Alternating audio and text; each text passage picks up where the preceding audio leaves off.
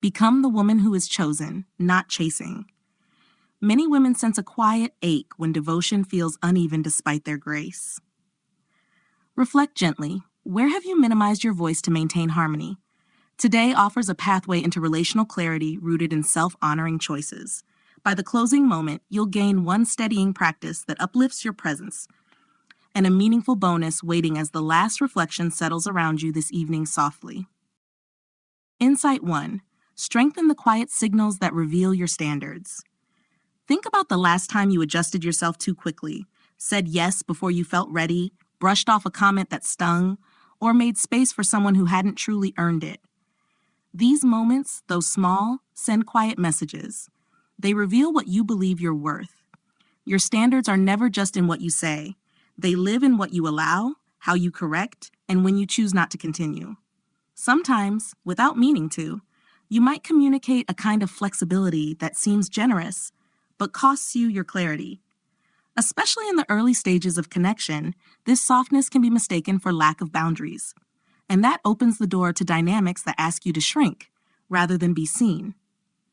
So what does a boundary look like without needing a speech?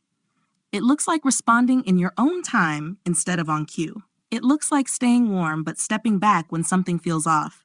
It looks like waiting to give access until alignment shows up, consistently. This isn't about playing games or being difficult. It's about being deeply in tune with yourself. When your energy is grounded, respectful, and calm, it becomes unmistakable. And those who are meant for you, they'll recognize it, not resist it. Insight 2. Cultivate emotional pace instead of emotional availability. There's a quiet pressure many women feel to be emotionally open, quick to respond, always ready to connect. It's framed as warmth or sincerity. But when it lacks pace, it turns into emotional overexposure. Emotional pace isn't about holding back. It's about offering depth and rhythm with trust, not in reaction to timelines, chemistry, or fear of being misunderstood. So ask yourself gently, are you sharing because it feels mutual and earned, or because it feels expected? In many modern relationships, especially in the early stages, women are subtly encouraged to fast-track connection, to bond quickly, to prove depth. But when that becomes your norm, it creates a kind of quiet exhaustion. You're giving your presence away before someone has shown they can truly meet it. Pacing is different. Pacing honors the relationship you have with yourself first. It lets you tune into what's real, rather than what's rushed. When you regulate your own emotional tempo, you're no longer trying to match someone else's intensity. You're creating space for alignment, for real resonance. This isn't about being guarded, it's about being grounded. Emotional pacing doesn't close your heart, it surrounds it with clarity, and that in itself is powerful. Insight 3. Let discernment replace immediate reciprocity. In daily life, texts, compliments, invitations, there's often an unspoken pressure to respond right away, not just to acknowledge, but to match. Attention with attention, affection with affection, praise with praise. But you're not here to perform, you're here to perceive. Discernment means you don't rush to return every gesture. You pause, you feel, you ask yourself quietly, is this something I want to lean into? Or simply witness? That pause, that moment of inner check-in is where your power lives. Many women have been conditioned to see quick reciprocity as politeness or even kindness. But often, it's really about reassurance, a reflex to prove you're likable, desirable, safe to invest in. But you don't need to prove anything. The grounded woman receives what's offered with warmth, but she also understands that not everything asked of her deserves a matching return. Some things just need witnessing, not weaving into her world. So next time someone offers praise or interest, you don't have to mirror it. You can receive it with grace and still stay in your own rhythm. Discernment doesn't reject connection, it refines it. It invites you to respond with intention, not reaction. And that's what creates the kind of relationships that actually last. Insight 4. Build value through stability, not sacrifice. There's a message many women receive, quietly but often, that love is earned by giving more than you have. That being valuable means being available, accommodating, and selfless, even when it hurts. But value isn't measured by how much you stretch. It's revealed by how well you stand. Stability, not sacrifice, is what truly communicates your worth, not just to others, but to yourself. Stability looks like honoring your commitments to your own well-being, like keeping your word to yourself, even when someone you care about wants more than you're ready or willing to give.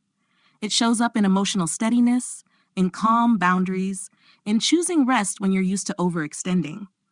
People might admire your sacrifice in the moment, but they trust your stability in the long run. Giving too much too soon creates a quiet imbalance, and often it teaches others to take rather than to value. But when you center stability, you're no longer managing impressions, you're setting a standard. So take a moment to reflect. Where have you confused depletion for devotion? Your value becomes clearer, not when your presence is costly, but when it's consistent, calm, and self-honoring. That kind of presence doesn't just attract attention, it creates respect, and it holds. Insight 5. Respond from centeredness, not craving. It's easy to mistake emotional craving for real connection, especially when you're drawn to someone or when you feel uncertain. A compliment, a sudden message, or even their silence can stir something in you, a need to react quickly just to feel seen. But craving clouds clarity. It pulls your response out of alignment and into performance. Centeredness is something else entirely. It's not indifference, and it's not detachment. It's the steady ground beneath your feelings. It's the pause that allows you to choose, not chase. So when someone flirts, praises you, withdraws, or reappears, how do you respond? From instinct or from inner stillness? When craving is in control, you might find yourself replying too fast, oversharing, or overthinking. But when you're centered, you filter those moments through a quiet knowing, I am already enough, whether this continues or not. That's the difference between reaction and response. One reaches outward, the other remains rooted. You can build this with small, daily rituals, like slowing your breath before replying, checking in with your body, or journaling what you actually feel before you speak it. Being centered isn't about guarding your heart. It's about leading from it, with wisdom, not urgency. That's not just attractive, it's transformative.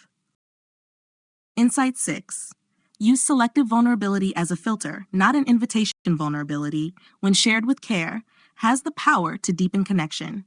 But when it's poured out too soon or given without discernment, it can blur the lines between authenticity and exposure. Selective vulnerability isn't about hiding, it's about being intentional.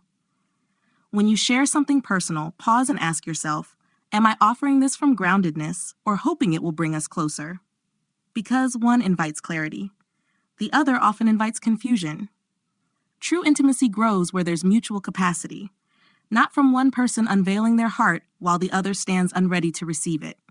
If someone hasn't shown emotional maturity or respect, or even basic consistency, they haven't earned the weight of your truth, not yet. This isn't about playing it safe. It's about honoring your story. Think of your inner world as a beautiful, living garden. Not everything growing there is ready to be picked, named, or shared. And that's not withholding. That's wisdom.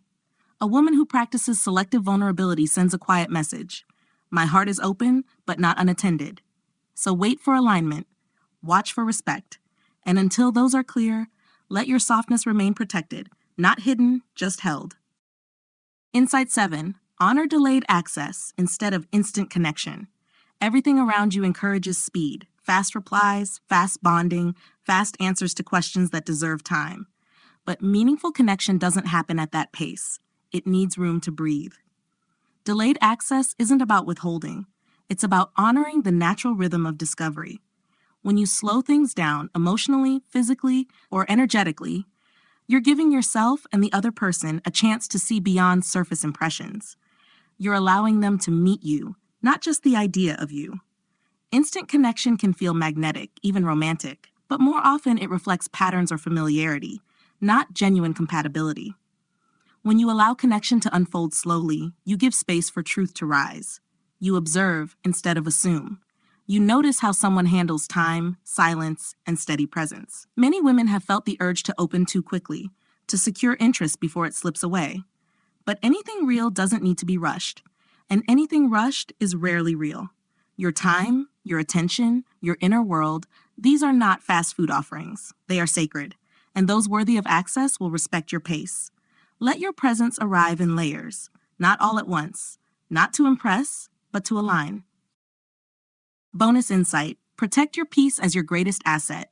Peace isn't something you stumble into, it's something you choose again and again. It's not passive, it's a boundary that stands, even when tested.